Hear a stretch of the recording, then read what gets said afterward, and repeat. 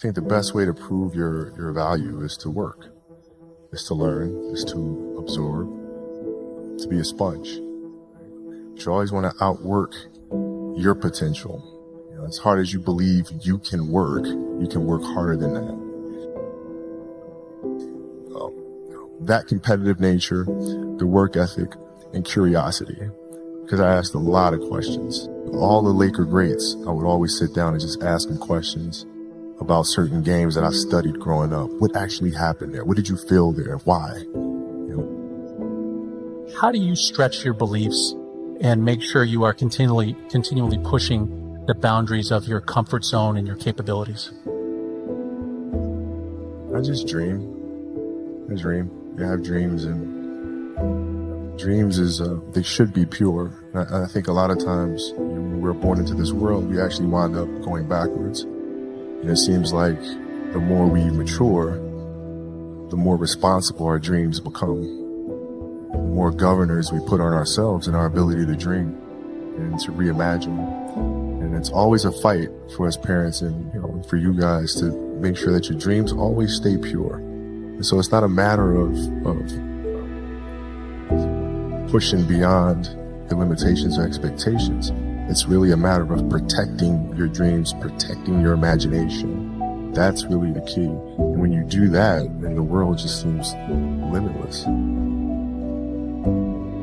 I always dreamed as a kid that, you know, it was possible to score 80 or 90 or 100. I always just like had a dream. You know, like sometimes you lay down in bed and you visualize things. And you just kind of, you know, just, that's at least how I would go to sleep. I'd lay down, I'd imagine playing for the Lakers, and I'd imagine what the uniforms look like. I'd imagine when we were playing, and, you know, the smell of the arena and all sorts of stuff. And I would see myself, you know, getting hot, you know, score 10 straight points. And then, but in a dream, like, why would you ever interrupt that? Like, you're not going to have a dream and be like, okay, then this is this next 6. Like, it's not going to happen. So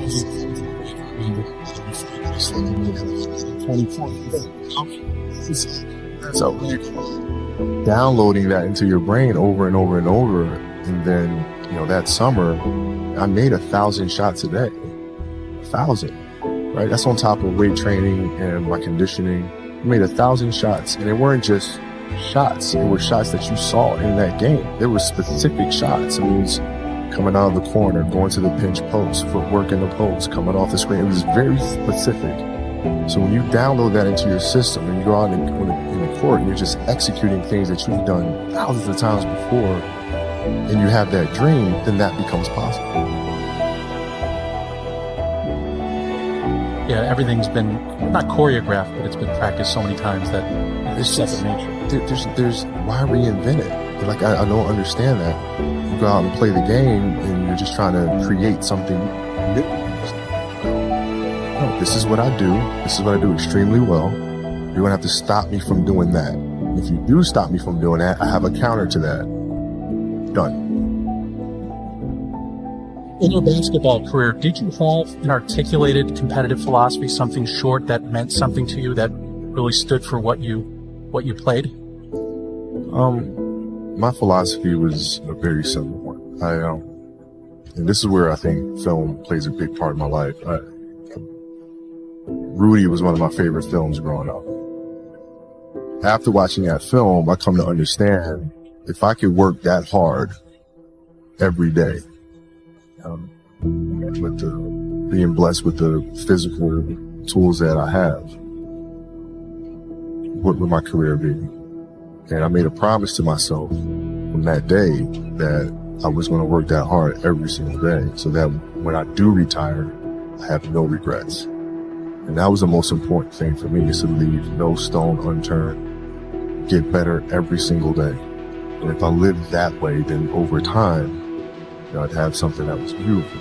And that was my philosophy. It seems like a pretty simple one, but, you know, if you live your life to just get better every single day, do that for 20 years, and what do you have?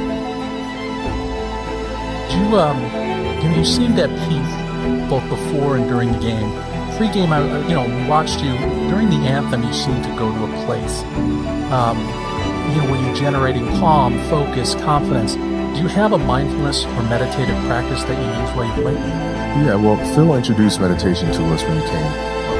our team in 99, 2000.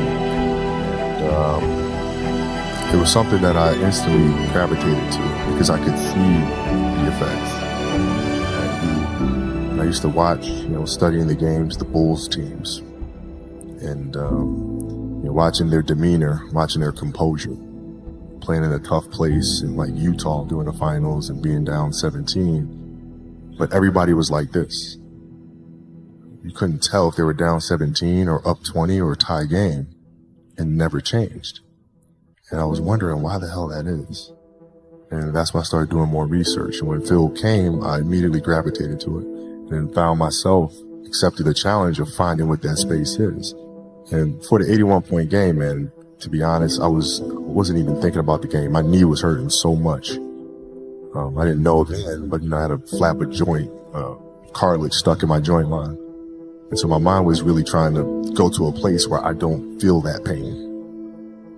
And the game started, and because of that, I was just in a different space. I wasn't worried about what was to come. I wasn't worried about what just happened. I was just here. And when you're just there in the moment, playing plays right in front of you, your focus is heightened because nothing else matters. And that's the space I've tried to get to. Just tell us what you brought to practice and how you sort of made that standard for the rest of your team. Well, I mean, here's why practice was important to me. Not just from the standpoint that I enjoyed playing. Like, I enjoyed being there.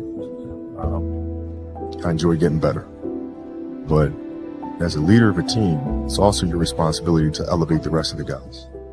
And what people tend to get stuck on a lot is saying, okay, the way to make players better is to pass them the ball when they're open. It's a very trivial way to look at things.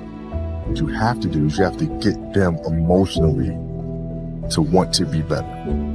You have to get them to an emotional space where they wake up every morning driven to be the best version of themselves, right? How do you do that? And in practice, for me, it was a chance to drive them, to challenge them, right? And this is where you have to know your teammates, because if it's late, you just had a back-to-back, and we had practice the next day, you show up, guys don't feel like going through the motions, don't feel like practicing. It's important to know each and every one of them individually, personally, because then you know what nerve to touch. Some guys, it's like, okay, come on, let's, we can do this. That'll get them going. Other guys, no. You got to figure out what button to push. But that's what practice was. You have to drive them. You absolutely have to. And if practice is more intense and harder than a game 7 will be, then a game 7 will be easy. But if it's not, then that's when teams start folding and capitulating.